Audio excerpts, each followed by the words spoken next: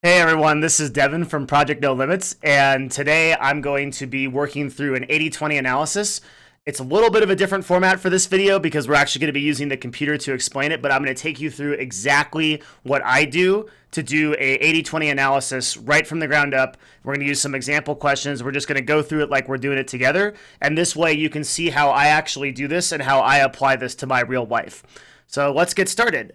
To begin, I always use Evernote. I just love Evernote. It's a fantastic software. And what I've done is I've actually pulled a note out of Evernote to write my Friday, April 3rd example template. And I'm going to just get started and start writing it exactly like I write my own notes. So the very first question is, what are the 20% of activities or people, people, that are producing 80% of what I want, right? So this is the first question we ask ourselves. And I'm going to put bullet points because I want to just kind of summarize everything.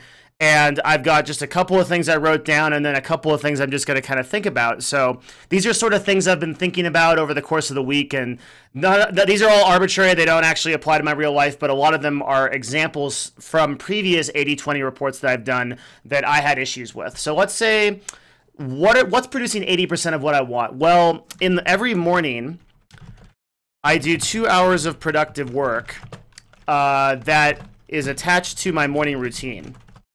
And this provides a lot of what I want. I get those 2 hours done and I feel really good, so I'm going to write that down. And then let's say I do weekly dates with my girlfriend on weekends. And this is really cool. It's provided me a lot of happiness. It's giving me a lot of excitement in my life, so I put that down, right? Let's say I read one book a week. And this is giving me like knowledge and learning, and it's giving me a lot of empowering activity and things to talk about. So this is really good in my life, right? And then maybe I'll write down, let's say, daily meditation for 20 minutes. And these are these really short activities that are just providing a lot of what I want in my life. So I'm not gonna judge those. I'm not gonna put anything behind those. Just gonna write those down, and then I'm gonna move on to my second question, which is, what are 20% of activities and or people that are producing 80% of my problems? Okay, so now I'm gonna think, what in my life, what are the real small things that are really stressing me out? And I'm going to think about my work. I'm going to think about my personal life, my friends, my family. What's really going on that's causing me issues? And I'll say, all right, well, I'm not really creating enough time to relax. Not creating enough time to relax. And I'm not being productive late night. So I'm not productive late in the night, but I stay up, right? Stay up too late.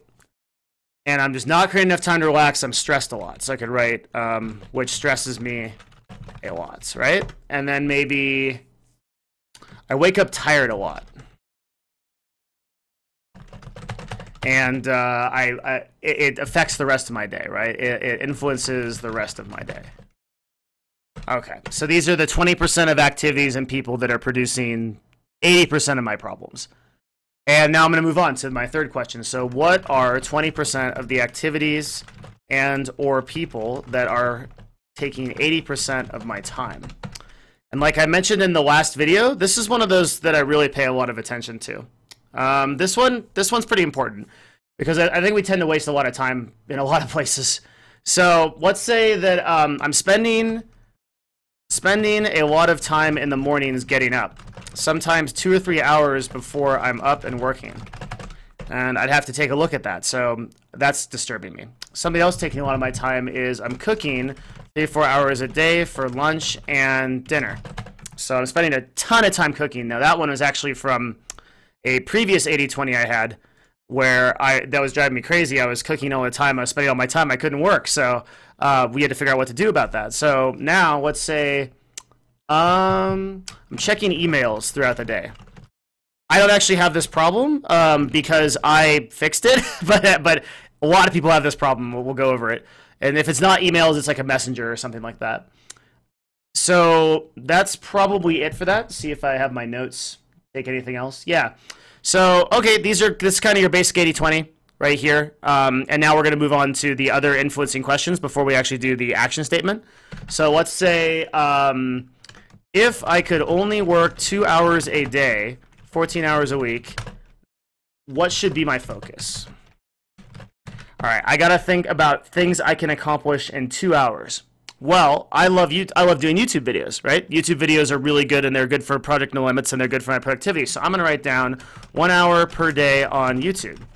And I'm not going to bold that, okay, because we're going to use that later. So that's one of my 2 hours. I'm going to spend 1 hour per day on YouTube. And maybe I could do like a storyboard one day and a film the other day or whatever. You can apply this to yourself. You'd say, okay, maybe the most important thing for me to do is homework, or maybe the most important thing for me to do is think about my online business. So let's do an online business one. We're going to spend 1 hour a day researching to start an affiliate online business. And we're going to research through Google. It's always good to be very specific about everything. I don't know, like, and then like website 1, website 2. Okay, like you have the websites, you know where you're going to do the research, you know what your action plan is, and now that's your 2 hours. These are the most effective things. And remember, you can change this whatever. Like, this is not putting you into a very strict paradigm. You're just thinking about what you could do that would be the most effective, and then you're not marrying to it. You're just dedicating to thinking about these things. Okay.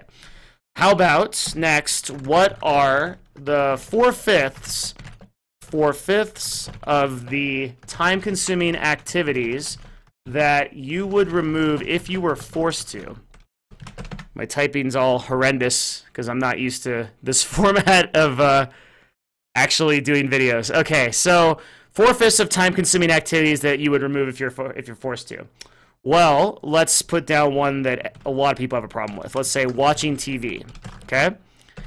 If I really had to, if I had a gun to my head, I could remove watching TV. I do that a lot. And then let's say playing video games in the afternoon. So if someone forced me to remove things that were consuming all my time, these are the two things I could probably remove, right? Just arbitrary, again, trying to put down things that apply to most people's lives. Then, what are the top 3 activities that I do to fill time in order to feel productive? Okay, so how about we watch TV while working, right?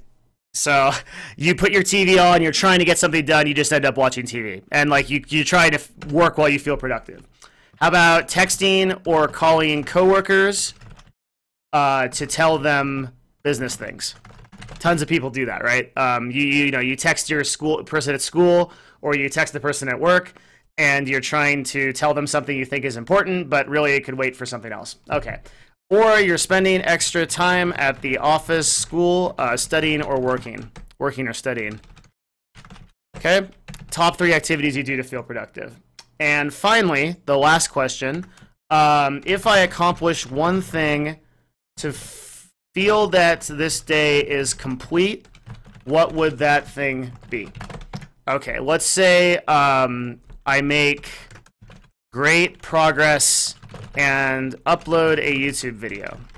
That'd be great. Or I spend time with the people most important to me, or or any number of these things. I have, let's see, I exercise for 1 hour a day, or for 1 hour, and that would be the thing that makes it most complete. All right, so we have all of our 80-20, and now we're going to actually do our action statement, like what we actually need to do based on this system. So the first thing we're going to do is we're going to go through and we're going to look at it, and we're just going to highlight the things that are most important. So I really think that the 2 hours of productive work are really important. I really think that reading a book is really important, and daily books a week are important. The weekly dates with my girlfriend, let's say that we already have that covered. So this is already happening. We don't need to make any action on this, so we're not going to highlight it because so far it's not a problem. It's producing something we want. It's something that we don't really need to worry about. Now, we could say, what are 20% of activities that are producing 80% of our problems? Well, we're not creating enough time to relax, which stresses a lot, right? Well, this is closely related to daily meditation. Maybe if I found a way to link meditation, I'd also fix this problem, okay? I'm also not productive at night, and that makes me stay up, and I don't like that. So I'm going to highlight that one. I wake up tired a lot, but maybe if I fix the not productive late at night, I can also fix this problem. So I'm going to leave that unhighlighted. When I look at 20% of activities that are taking a lot of my time, I spend a lot of time in the morning getting up. I'm going to highlight all these because these are all really important to fix. And they're all crazy. They're all causing me a lot of problems. I definitely want to know how to fix those. Okay. If I could work 2 hours a day, what should be my focus? And now I'm looking through the rest of these. All these are very critical and important. I'm looking at watching TV. And I see this appear in two categories. I'm watching TV as a time-consuming activity, and I'm watching TV as I'm working too. That's not good. And then I look at this and I say, okay, well, if I exercise for 1 hour during the day, I feel great. That might also help me. That might also help me do all the other things up here. So I'm looking for ways that I'm going to try to link what I want to do. And now I'm going to look to do a to-do list that is going to try to fix the majority of these problems. So let's start thinking about what we need to do. Well, if I was looking at a list like this, and I'm not on a script, this is just arbitrary, so I'm just sort of making this up as I go along, but I do these for a lot of people, and I do this for myself, so I'm figuring out what we could do. I noticed that every morning, if I get that 2 hours of productive work, I have a very good start, and I've done a lot in my day. And I might even be able to accomplish something that is going to make my entire day feel really complete. Awesome. So I want to focus on the morning. I know I want to do that. And I also realize that one of my major problems is that I'm not productive late at night. So I'm staying up. Well, so I say, okay, I obviously need to do something about my schedule. So let's say that I'm going to set a hard wake-up time of 7:30 a.m. No matter when I go to bed. And that is going to allow me to, and then I'm going to look at this and say, okay, well, I'm spending a lot of time in the mornings getting up. So if I get up at 7:30, I will be ready for the day by 9:30. So how much time does that give me? Now let's say 9, which should give me an hour and a half. So I'll do 30 minutes, wake up, drink water, 30 minutes gym, and this drink water travel, 30 minutes in the gym, and 30 minutes shower, prepare. And okay, so now I'm ready for work by 9. And I know that I can actually get my work started, or I can go to school, or whatever my schedule is. And you can set this towards your own schedule. And now I see that I'm not creating enough time, and I really want to do daily meditation every day because it benefits me a lot. Well, then I could put meditate at 9 a.m. every day. Now I have a daily meditation slot, and I know when I'm waking up. I know what I'm ready for the day by. I've timed it, and now I have a meditation I'm going to do every single day. So now I've eliminated this. So I've given myself time to be able to do these things. Now I look, and I'm also going to start creating the not to-do list. It's just as important. I'm going to look at my other problems. So I'm cooking 3 or 4 hours a day for dinner. Well, one way I could solve this is I could have family or friends cook in exchange for services or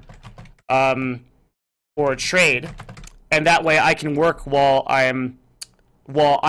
they're cooking. I could also, if I'm an independent business owner, I could maybe hire someone, and we'll just put this as a tab, hire someone to work to bring food twice a day, and then research pricing. Maybe that's realistic because let's say that I earn $100 an hour. I don't, but if I did, then I would. It would be worth it for me to spend, let's say, $20 a meal to have someone cook and bring it. because my time is, I'm saving 3 or 4 hours, which I could make $300 or $400. Say it costs me $50 to do that. Well, then it's going to be well worth it to do that. So I could have someone cook. And now I see that I'm checking emails throughout the day. So one thing I'm going to do is I'm going to set a time for email checking to 12 p.m. and 4 p.m. every day. This is not arbitrary. This is actually a recommendation from Tim Ferriss, a big proponent of the 80-20 analysis. And 12 p.m. and 4 p.m. tend to be the times when people check when people are going to send emails or they're going to have a lot of email correspondence. So it's a very good time to check email. So I'm going to set a time to email checking, and then on my not to do list, I am not going to check email outside of scheduled times. And I am not going to bed after 1 a.m., let's say. Or I'd say if I want to do a hard wake-up time of 7:30, actually, I need about 7.5 hours of sleep. I'm going to say 12 a.m., which means that computer and all electronics off by, let's say, 11 p.m. Okay, so I have an hour to sort of get ready for everything and to go to bed. And that's just the hard schedule I'm going to set. Now let's keep looking through, seeing what else I can work on. 1 hour per day of YouTube is great, so maybe that's something that I need to get done. And so I schedule 12 p.m. to 1 p.m., let's say that's free for me, to work on YouTube. And then I decide on 3 stages, 1 hour a day, storyboarding, filming day 2, and then day 3 would be actual production, okay? And I decide I can work 1 hour a day on that. Okay, so you can kind of see how this is all coming together. By the 30 minutes at the gym, I've also got the exercise going. It's not quite for an hour, but maybe I can work on that next week, or I can figure that out, right? We're just trying to make progress. And let's see if I want to maybe apply something similar to the texting or calling coworkers. If that's taking a lot of time, I could very easily schedule something just like that. And these are going to be kind of the force multipliers that change my entire life if I do these, right? So what I'm looking for here in this 80-20 is, what are the things that I put on the to-do list or the not to-do list that are going to change everything else? If I do them, they'll make a huge difference in my life. I'm just going through trying to figure out which of these are going to solve all my problems. Well, it turns out now that I have a pretty solid schedule for my life, and I kind of know what I'm doing, and I've fixed a lot of these issues. And now, as time goes on, the future 80-20 analysis that I do next week or the next week after that, I can start to figure out where I'm running into problems with the schedule, because I have a solid plan now. I know when I should be doing things and when I shouldn't be doing things. I know what I should be doing and what I shouldn't be doing. And when I figure out what I need to be doing, I can then evaluate that basis, because now I have something I can measure, right? I have something I can manage because I have a system that I know that I can adhere to or not. So it's always really good to give yourself these really critical times. This is probably the number one thing I could do, because if I wake up at a solid time, that seems to influence everything else, right? Then I get my daily meditation, I get my morning routine, I get everything that I want out of that. So try to find the 1 or 2 things you can do that if you do them is going to completely change everything else, and then try it. And then evaluate how you do later on based on what happens. And I think that's pretty much it. I'm going to take a look real quick and see if I missed anything. But I don't think I did. I think everything is good. Yeah. So we've kind of gone through a whole 80-20 analysis. You can sort of see how this works for you. And hopefully this has been really helpful. I'd be really encouraged to hear about what you guys do with these lists. If you happen to make a list for yourself, or you design one, or you have your own thing you do, I'd really like to hear about it. So definitely leave me a message in the comments. Tell me on my email, ProjectNoLimits@live.com. Any way you can, I'd love to hear about this and just kind of what your experience has been with this. Again, this has been one of those things that I do bi-weekly. It's been one of the largest influencers and techniques in my life to be able to change everything. I just find it is so effective to be able to put down all of the things that are really causing me tons of problems or taking tons of my time, and then just thinking about them and being like, how do I get around this? You know, you find a way. You'll find a way. So that's it. My name again, Devin from Project No Limits. I hope you enjoyed this video. I hope it was useful to you, and I will see you again next time.